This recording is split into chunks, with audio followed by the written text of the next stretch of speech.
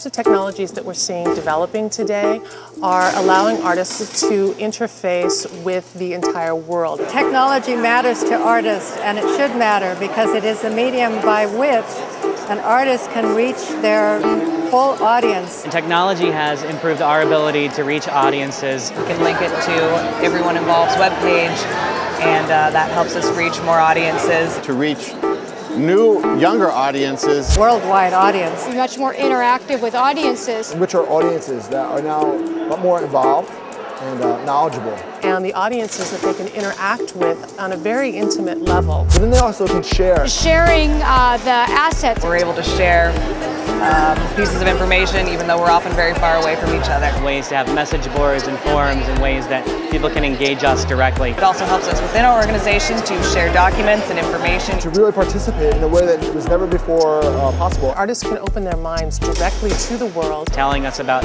what they're doing in the communities.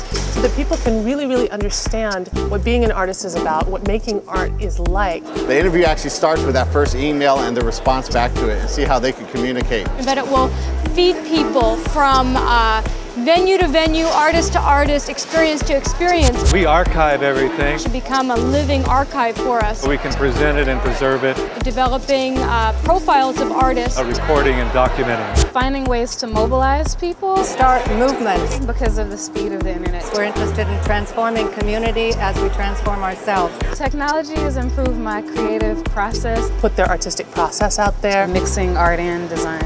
At all stages. Interact online. It enriches their experience of the art. To create different outcomes.